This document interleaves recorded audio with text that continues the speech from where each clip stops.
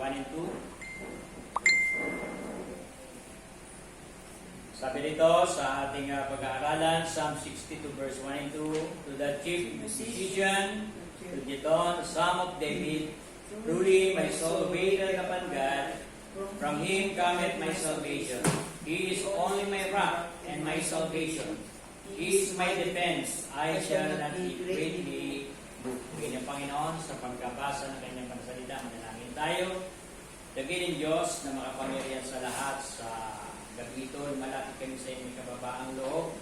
Patawarin kami sa aming kasalanan, pakalinitin kami ng ipinal dugo, at mangusap ka sa bawat isa sa amin. Ito po yung aming dalangin sa matamis na pangalan ni Kristo Jesus. Amen. Ang lahat ay nainang po. Dahil si David ay military man, kaya ang kanyang mga terminology sa kanyang mga awit ay may kinalaman sa military o depensa. Maraming karanasan si David na mabigat ang kanyang mga kalaban, lalo na si Haring Saul. Ganun din si Goliath.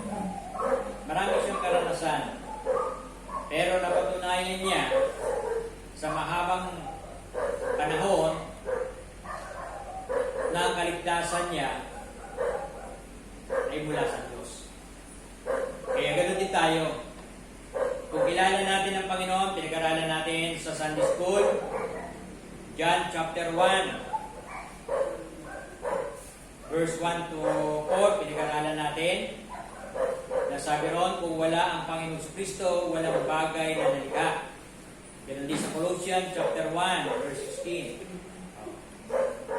Kaya, kung kilala natin ang ating Diyos na sinasampalatayanan, meron tayong kapanatagan. Lalo sabi doon sa Psalm 121, ang tulong po ay mula sa Panginoon na lumikha ng langit at lupa. Kaya panatag ang ating kalooban kung ang ating pinagtitiwalaan ay mayroong kakayanan. Diba? Yung simple na lang, halimbawa, yung pagtawid na lang sa ilog. Kapag malakas ang agos at hindi mo kilala yung magtatawid sa'yo, medyo kakabahan ka, baka pareho ay mahal. Pero kung kilala mo at sanay na tumawid at marami siyang karanasan, panatag ka na magpatulong sa kanya. Kaya sa buhay natin, napakalaking bagay na kilalang-kilala natin ang Diyos. Kasi ang pagtitiwala natin ay nakadepende sa ating pagkakilala. Kaya sa pamumuhay natin pang araw-araw, tinitingnan kung saan nakatingin ang ating mga mata. Sa mga bagay pa na sanlibutan, sa ating gustong mangyari, o sa Panginoon. Kaya sabi doon sa Hebrews chapter 12, verse 2, looking unto Jesus, the author and finisher of our faith. Laging sa Panginoon tayo tumingin, sapagat yung mga nangyayari sa paligid na hindi natin inaasahan, maraming mga tao na walang kaalaman sa banal na kasulatan, sila ay napupuspos ng takot, depression, at iba pa. Kasi doon sila nakatingin. Lalo na yung panahon ng pandemic. Kaya nang medyo lumuwag, tuwa-tuwa yung mga tao sa iba't ibang lugar, kahit dito sa buong Marinduque, sa mga ilaw, diba? Diyan sa buwak, ang daming tao. Noong linggo ng gabi, naroon kami. Nag-shortcut kami sa lahat, tinulong pala sa amin sa shortcut kayo. Kasi doon ako dumaan. Kaya, Yung mga tao na walang Sarado nila. matibay na ugnayan sa Panginoon, sila'y natataranta, natatakot dahil sa mga nangyayari sa kapaligiran o sa pandemic. Kaya nga pagka medyo lumuwag na, tuwan-tuwa silang lumabas. Bakit? Kasi nagkakaroon sila ng kapayapaan. Pero ang nagtitiwala kay Kristo, laging payapa. Yan ang pagkakaiba. Lagi kang payapa. Bakit? Kasi ang pagtitiwala mo nasa Panginoon. Lalo sabi sa Bible, Hebrews 13, verse 5 and 6, I will never leave thee, nor forsake thee. Hindi kita iiwan, hindi kita papabayaan. Kaya yung promise ng Diyos, yun ang nagbibigay sa atin ng assurance. Yun ang nagbibigay sa atin ng kapayapaan. Yun ang nagbibigay sa atin ng lakas upang magpatuloy. Kaya nga, sabi rito, He only is my rock and my salvation. Nung panahon nila, yung bato, matibay na kanlungan nila yun, lalo na sa mga pana. Kasi pana at saka sibat ang laban panahon nila yan. Kaya kung yung kanlungan niya ay matibay na bato, at yung medyo parang kuweba ang dating, hindi siya tatamaan ng palasok. At nakita natin yung lugar nung tayo ay nasa Israel, matitibay na bato. Kaya nga dito, rock. Hindi stone ang ginamit dito, rock.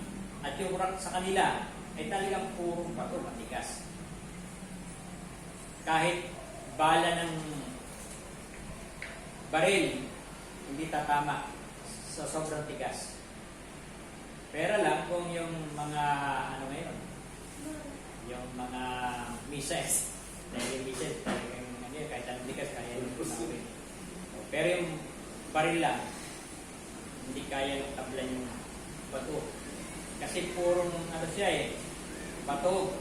Yung hollow block, lumalabas pa ang bala dun Lalo na pagka yung malaki high power gun, malagpas sa hollow block o sa semento. Pero sa kanila, yung bato talagang matibay, hindi tatama, hindi uugto lang yung ano niya, yung bala sa tigas. Pero katigas yung kanilang bato. Kaya sabi rito, kinumpir dito ang Diyos sa batong matigas. Kaya sabi rito, He only my rock and my salvation. He is my defense. I shall not be greatly moved. Kaya ano man yung ating mga karanasan, medyo mahirap man. Kasi ganun talaga sa buhay. Hindi laging puro masaya.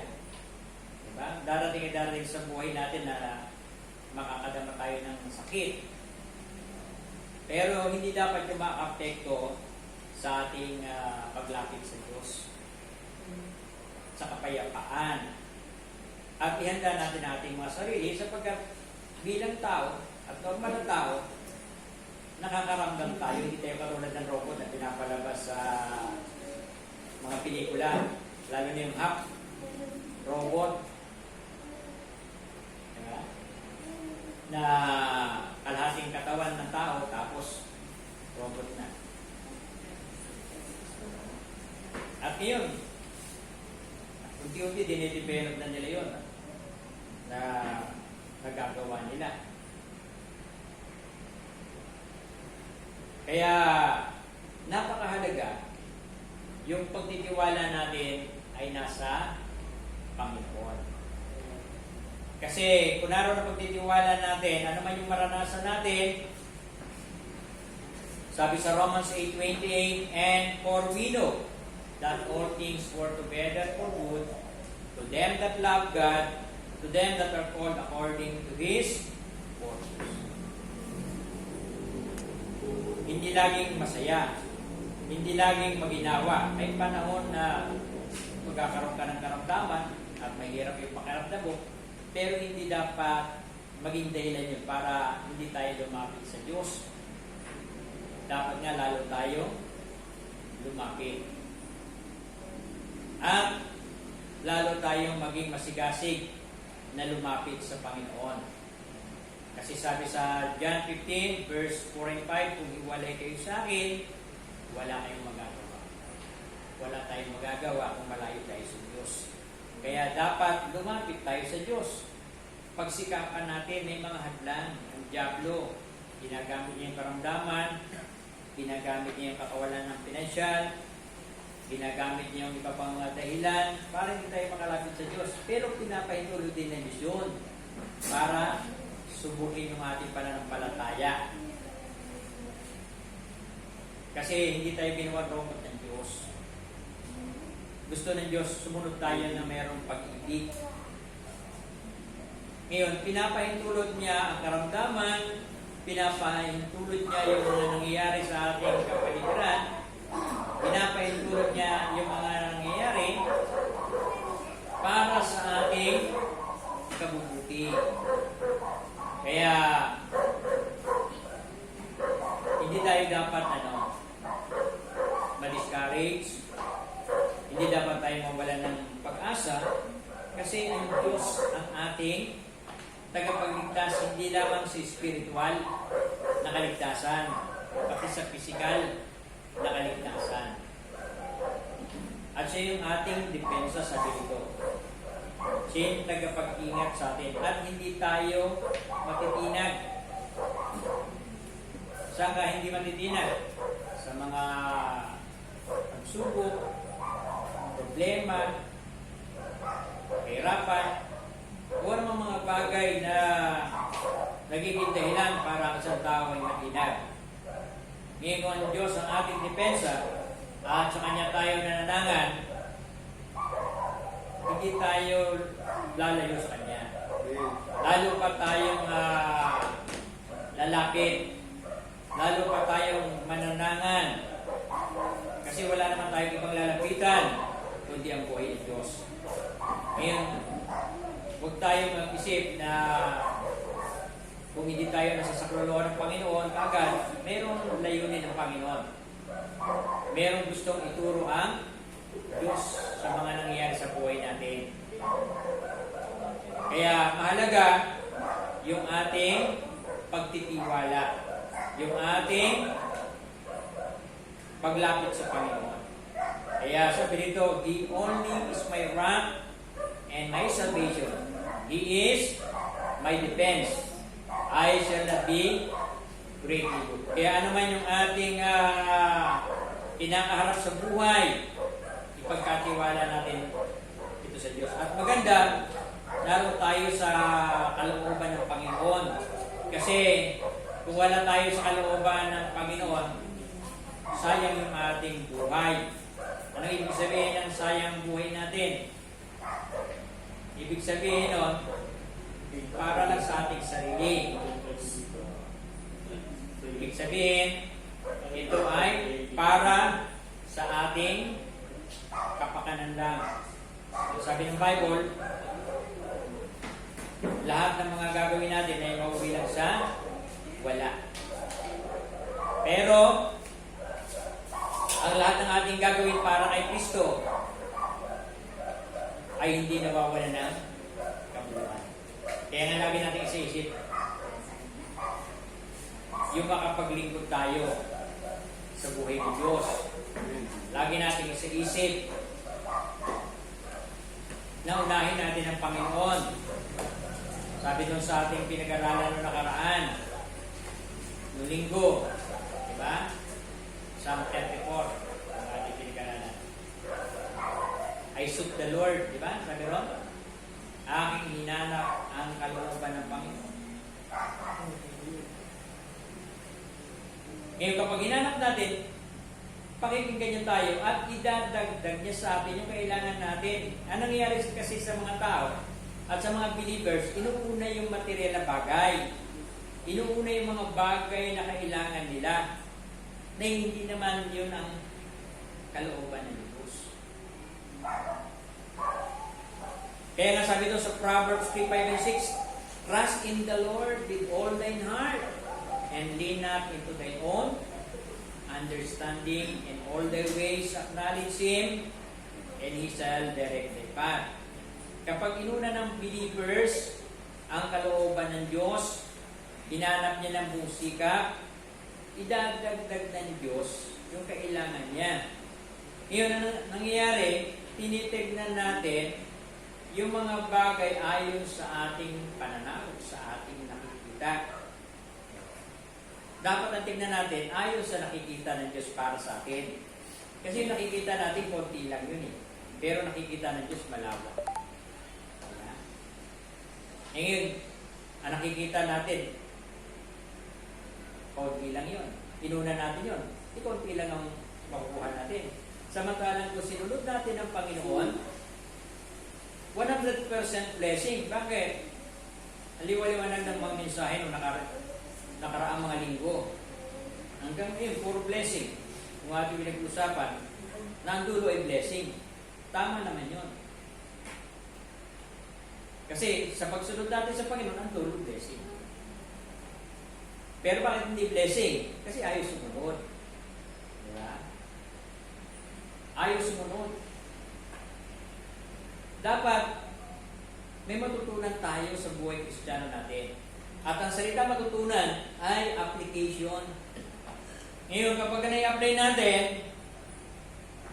at nangyari sa buhay natin, lumalago yung ating pananampalataya. Tumitibay. Kasi hindi tayo titibay sa pagbabasa lang ng Bible. Ibig sabihin ito, basahin mo ng basahin, hindi ka titibay para pagkain yan eh. Ano sarap at ano sustansya ng pagkain, kung tititigan mo lang yan. Diba? Hindi ka lulusog. Ganun din ang salita ng Diyos. Ang pagbabasa ng Bible ay katulad sa isang pagkain na tinignan mo lang. Dapat kinain mo yung pagkain na nakakalusog ng katawan. Ganon din po ang salita ng Diyos. Hindi ang pagbabasa ng salita ng Diyos ang paglago natin, kundi yung pagsasabuhay. Yung pag-a-apply natin ng salita ng Diyos. Na kapag ka nangyari sa buhay natin, lumalago tayo, tumitibay tayo. Yung sabi sa Bible na, I will never leave thee, nor forsake thee. Kung nararanasan mo yun, tumitibay yung pagtitiwala mo sa verse na yun. Kasi, subok na hindi ka naman pinabayaan ng Diyos. Kahit na nakakadama ka ng hapde, na sakit, at iba pa, pero hindi ka naman pinabayaan ng Diyos. Kaya, sabi rito, He only my rock and my salvation, He is my defense, I shall not be greatly moved. Ano man yung mangyayari, ano man yung mga darating, ikaw ay panatag at hindi ka natitinag. Kasi, alam mo na ang Diyos ang may control ng lahat ng mga bagay. Kaya lagi sa Panginoon tayo tumingin. Huwag sa ating karamdaman. Huwag sa ating mga kahinaan. Huwag sa mga bagay na magdadala sa atin sa tinatawag na kapahamakan. Kaya dapat sa Diyos tayo magtiwala. Tumako tayo sa ating mga request. Mayroon ba ang prayer request dyan? Prayer request po ni Esther Cristel. Prayer request, spiritual and physical strength, maging ang kagalingan ni Brother Argil. Thank you po. Sabihin na